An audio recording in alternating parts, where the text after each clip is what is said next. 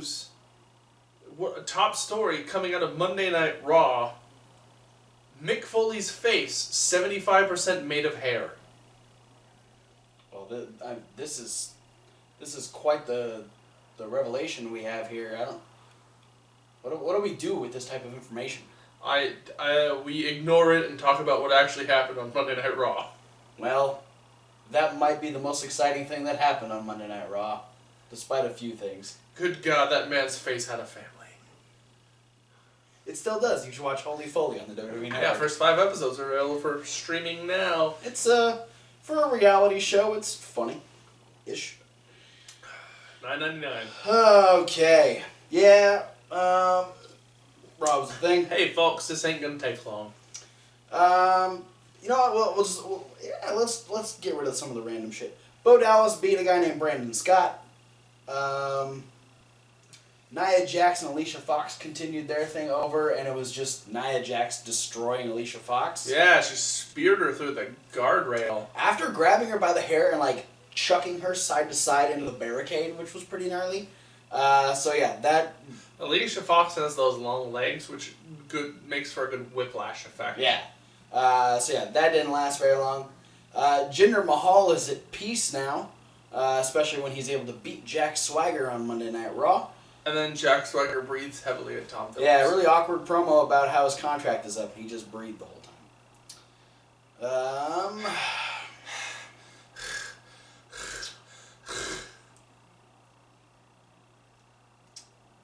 Cesaro and Sheamus had match number 6. What? 6? No.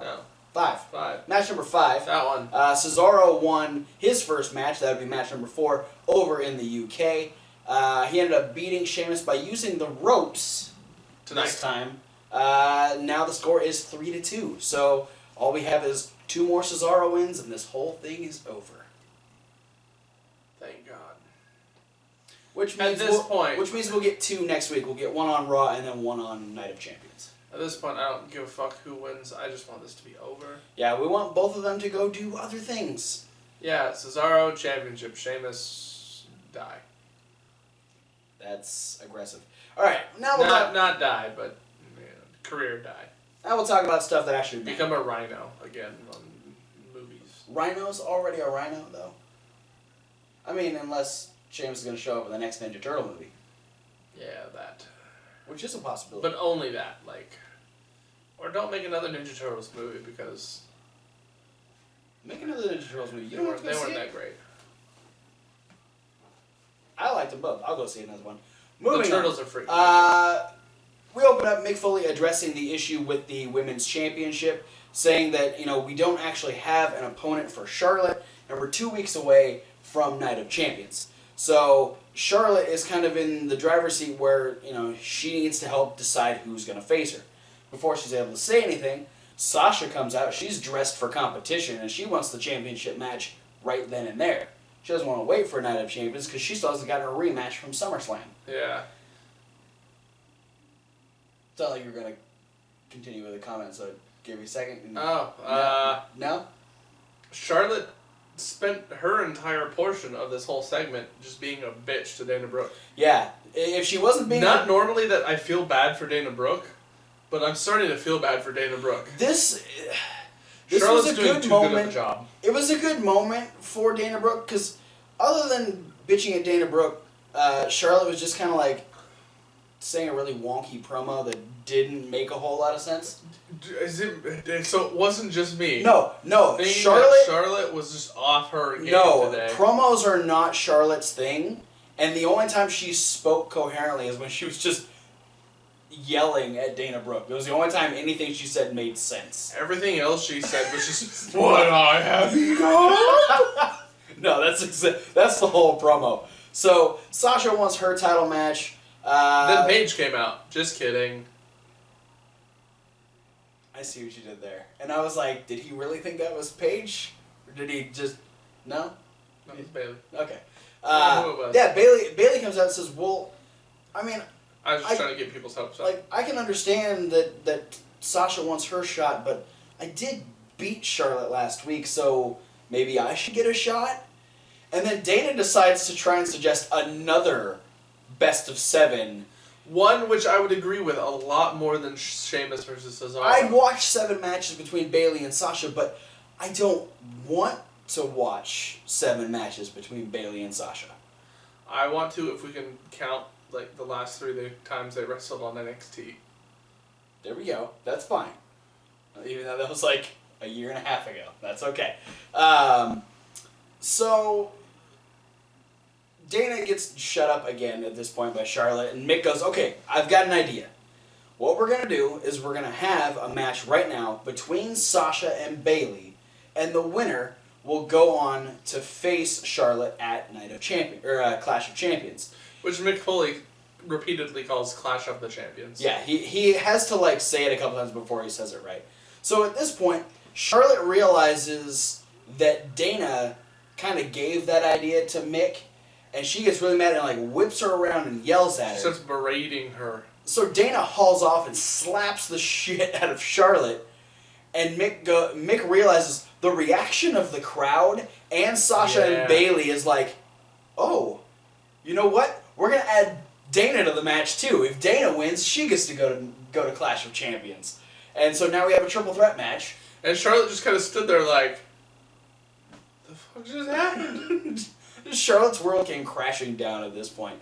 So Charlotte goes up, she's on commentary, and we have a really great triple threat match between these three girls. Dana is stepping up her game, and I'm enjoying it very, very much. And she held her own with Bayley and Sasha. Bayley and Sasha did their thing. They kicked ass through the entirety of the match. Sasha had her ribs taped up, selling more of the back injury. So that was a good focal point.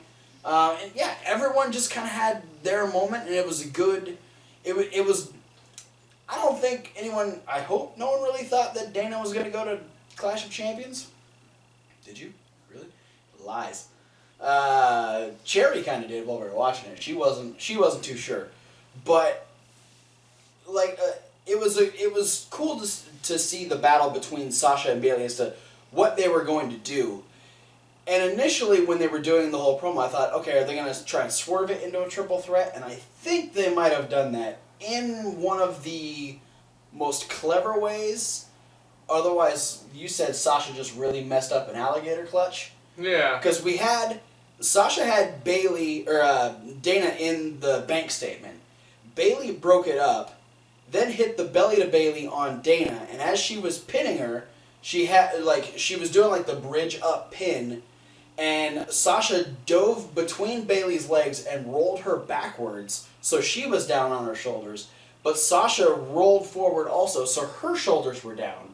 Though this was not noticed by Bayley, it wasn't noticed by the referee, it wasn't noticed by any of the commentators. Which is weird because it was pretty obvious. Yeah, but granted, totes obs, guys. The referee was counting Bayley's shoulders down, so I'm hoping that next week we either get Bayley went back and watched and saw what happened, or Mick realized what was happening and just had so many other things happening on this Raw that he couldn't say anything, to where we end up getting that triple threat match, because I think that would be absolutely fantastic to see.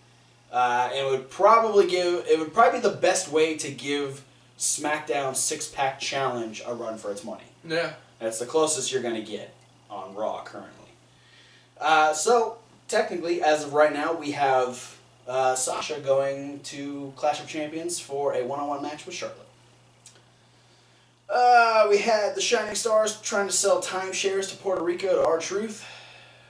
Goldust pulled R-Truth away. This led into a promo where Enzo is still upset about the loss from last week and wanted a one-on-one match with Epico. If you lost to those guys, you'd be mad too. Fair enough. A decent one-on-one match between the two of them. Definitely, it's the best stuff that the Shining Stars is doing right now. Though I'm still not totally sold on them, because there are little fake brochures about timeshares in Puerto Rico. I was trying to figure out where the hell, is that just going to be their shtick now, or are they just going to, be con artists? Scam people. Alright. That's fine. Let's let it roll for a minute, because It means Primo and Epico are getting TV time. And they're actually, like, talented wrestlers. Yeah. So... They've been talented wrestlers in 2 other gimmicks also, and yeah, those didn't last long. Exactly. So I'm saying is they're getting the time now, so let them have it. Okay, that's fair. Kind of like Jack Swagger. Epico did end up beating Enzo after Big Cass got taken out on the outside from a dive from Epico. There was like a huge issue happening, and Enzo wound up in the ring and was trying to suplex Epico back into the ring. And since Big Cass was down, Primo was able to jump up and actually grab Enzo's legs and trip him up on the suplex and hold him down, while Epico hit like that crossbody and was able to pin Enzo. So 2 cheap victories for the Shining Stars over Enzo and Cass. Oh, how far the mighty have fallen. It happens. We had a promo that went from Kevin Owens talking about how confident he is he's going to beat Roman Reigns in the main event. This switched over to Jericho talking about how Mick Foley pulled Kevin Owens off of the highlight reel, so instead he's having Sami Zayn on the highlight reel. Yeah. We went to the highlight reel, and I love that Sami Zayn was done with Kevin Owens, and so now his new storyline still involves Kevin Owens. Yeah, it's just Kevin Owens' best friend. Yeah. Don't get me wrong. I'll watch a Sami Zayn versus Chris Jericho match. Which we will. It'll be great. At Night of Champions. Clash of Champions. So it's okay, Mick. Clash of the Champion Nights. I just don't want it to have anything to do with Kevin Owens. It doesn't. He doesn't need to be involved, but he is. So. Well, he's not particularly actually involved. No, but that's the whole that was the whole basis of the promo is Sami Zayn ruined himself by not being friends with Kevin Owens anymore. It's just like Kevin Owens doing his own thing with Seth Rollins. Yeah, he is. This is Jericho's thing. Yeah, Which he's doing with Kevin Owens. Jericho, stop. Stop. Jericho can't stop it. They're best friends. Stop it. People talk about their best friends all the time. Stupid idiot. Anyway, he ended up hitting Sami Zayn in the head with his phone and then hitting a code breaker. And now we have a match at Clash of Champions. Boogie Night of Champions. What? What? Hashtag movie wrestling titles. Okay. We had the New Day apologize for the Old Day. Entertainment segment that the club tried to do last week. Which I'm glad they're using that as heel points for the club. And New Day even teased at like showing the footage again. Like, no, we're kidding. We burned that footage. You'll never see that again. Fingers crossed that that's true. Yeah, no joke. This led into a tag team rematch from SummerSlam, where Kofi and Xavier Woods took on the club, and a great match. These 2 teams, they kill it every time they're in the ring. Yeah. And the New Day lost again. Yeah. New Day doesn't have the greatest luck against the club. Yeah, I mean, the first time, granted, it was disqualification because Big E came out. Yeah. And started hitting people because he was trying to save Jon Stewart from getting ring postitis. But this time, it was the club actually pinning the New Day. Yeah, because Big E stayed out of it. He was out there. He didn't get involved though. But Kofi ends up getting taken out, and Woods is just in this battle with Anderson. And at one point, Gallows comes in and kind of distracts Woods. So Woods starts going after Gallows, ends up getting a big flying kick from Anderson, which allows them to set up, hit the Magic Killer, and they pin Xavier Woods. So they've got some momentum heading into their tag team title match at Clash of Champions. I almost said the wrong pay-per-view name again. No Mercy. That's SmackDown.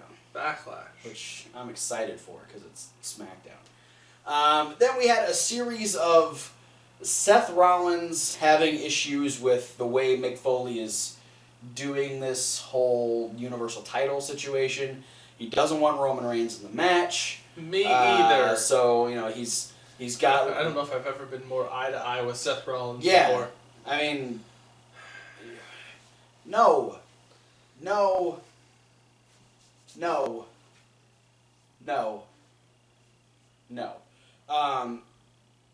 So he's talking No. to... We're done. He's talking to Mick, and Mick pretty much says, okay, I can see that you're upset, and I know what that means. That usually means that you are going to get involved. Don't do it. Just let things play out the way they need to, and, because if you do get involved, there's going to be repercussions. So as Kevin Owens is heading to the ring for his main event match against Roman Reigns, Seth Rollins stops him. And being Kevin Owens, he likes to poke the bear and make Seth Rollins increasingly more angry. Which is funny, though, because out of everybody involved in this angle, Mick Foley is the one who looks closest to a bear. And then Kevin Owens. Yeah, and then Kevin Owens. Kevin Owens, according to Tumblr, is an adorable murder bear. I won't argue. That's what that... Tumblr said it. It's got to be true, right? It's on the internet. Yeah, it's on the internet. It's got to be true.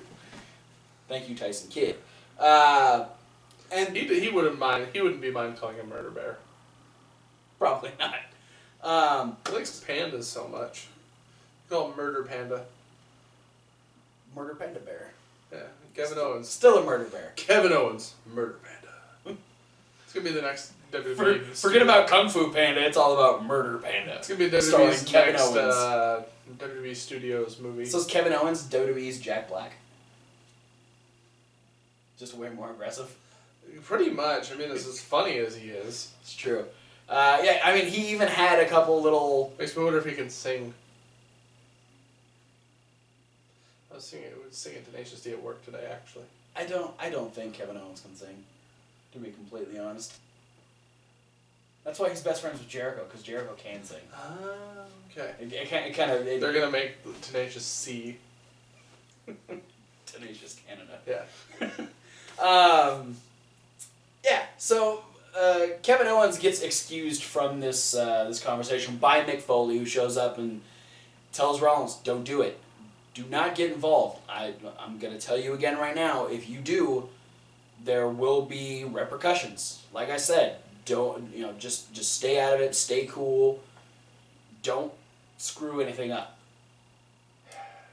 So, we have the match. Kevin Owens versus Roman Reigns. If Roman Reigns wins, he gets added to now a triple threat match between him, Kevin Owens, and Seth Rollins for the Universal Championship. Kevin Owens and Roman Reigns having a match. Kevin Owens winds up on the outside. What does Seth Rollins do? Well, he waits until Kevin Owens is completely distracted, because Kevin Owens is in the driver's seat and slams Roman Reigns into the steps. Yeah. And he's back to the entranceway, which is a bad move when you have a guy who's prone to sneak attacking people as your opponent coming up with the pay-per-view. And Rollins, against all two of Mick Foley's warnings, comes out and attacks Kevin Owens. And at first I was just like, good! Because Roman Reigns loses the match. Yeah. So he wouldn't be in the thing. And then Foley says, no, the match is going to continue. And I was like, well, no, damn it. Roman Reigns won. No, he didn't. No? No. I don't know. I was worried. And then Mick Foley's like, Rollins, get to the back. We have to have a talk. By the way, this match needs to continue. And Owens is like, fuck. Yeah. I was...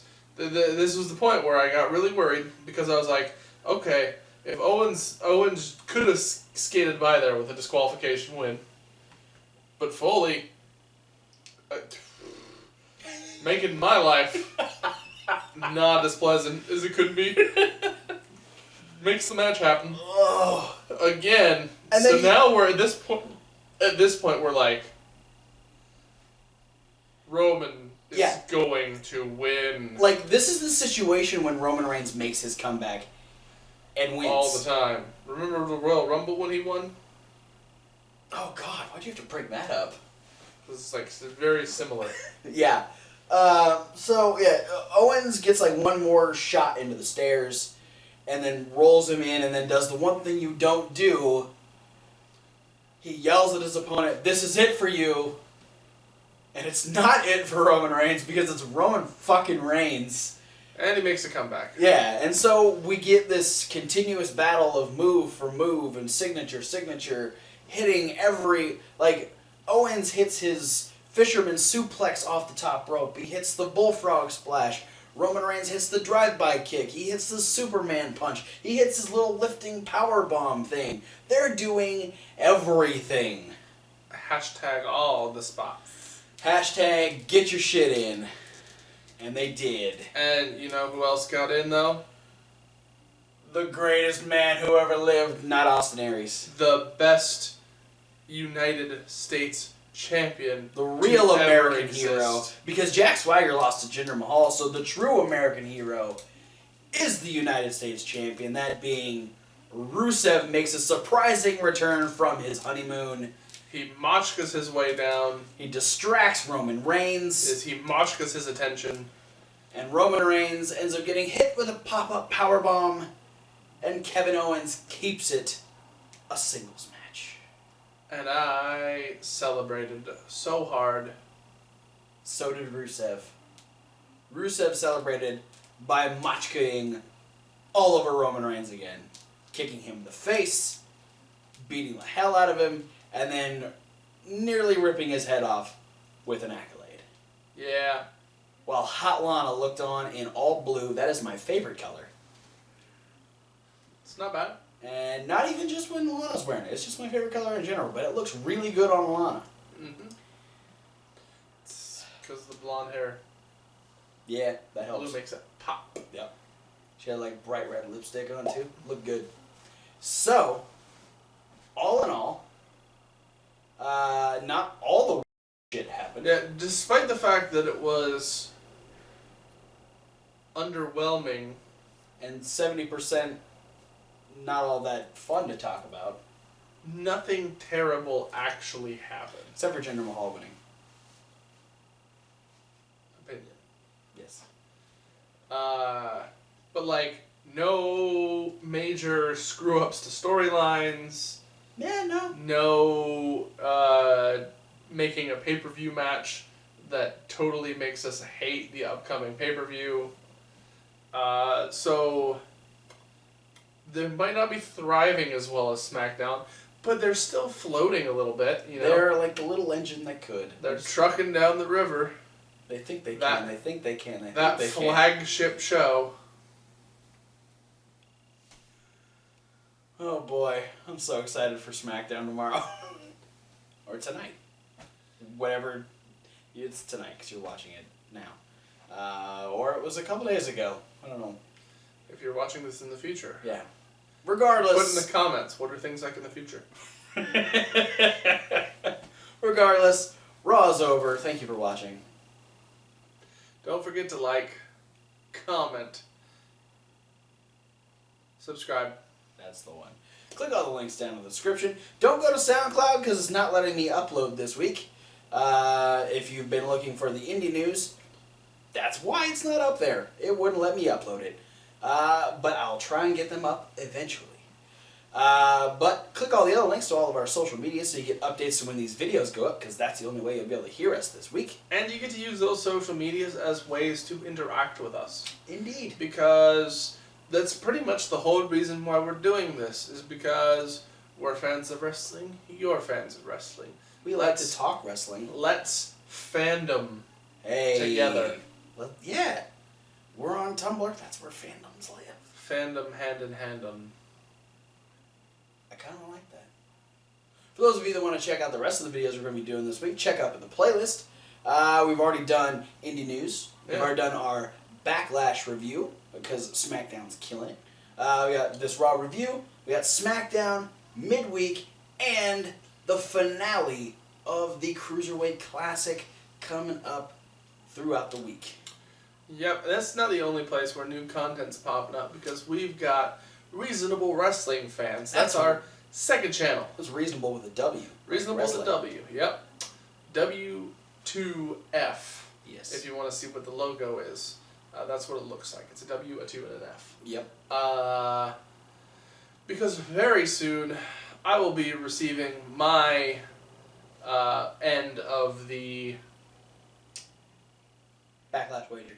wager, that's the word I was looking for, the wager that we made over who could get the most correct predictions about Backlash. Yep. I lost, so I will be having to drink at least 1 ounce of a concoction that he can come up with, no matter how gross it may seem. Yep. And if you want to see the torment that I suffered as this man whacked me with a kendo stick, you can go see that on Reasonable Wrestling Fans right now. Yeah, the SummerSlam punishment. We also do unboxings over there, reaction videos, debates, and all sorts of other things that aren't sitting on a couch reviewing what just happened. Yep. More stuff to be coming soon, so be sure to subscribe and you'll get updates to all of those videos. Yeah. But for now, thanks for watching, and we'll see you at whatever video you decide to watch next. Fuck Jinder Mahal.